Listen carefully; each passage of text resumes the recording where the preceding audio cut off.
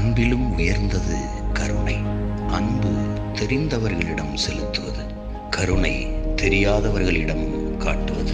அன்பின் அதிர்வலைகளை அனைவராலும் உணர முடியும். நம்மிடம் அன்பு இருக்கிறதா என்பதை விலங்குகள் கூட உணர்ந்து கொள்ளும் ஆற்றல் பெற்றவை. அதிகமாய் மலரை நேசிப்பவர்கள் அதை செடியிலேயே சிரிக்க விடுகிறார்கள். உலகம் நம்மிடமிருந்துதான் ஆரம்பமாகிறது. உலகத்தின் மையமாக நம்மை பொறுத்தவரை நாம் தான் இருக்கிறோம். எனவே எதையும் நம்மிடமிருந்து ஆரம்பிப்பதுதான் நல்லது. நாம் மாறினால் உலகமும் அன்புமயமாக மாறிவிடும். கோபம் தோல்வி அடைகிற போதெல்லாம் அன்பு வெற்றி அடைகிறது. உலக அமைதியை தன் உடலை வருத்திக் கொள்வதன் மூலம் உண்டாக்கிவிட முடியாது. நாம் நம்மை சுற்றி அன்பின் அதிர்வலைகளை ஏற்படுத்துவதன் மூலம்தான் அதை சாதிக்க முடியும்.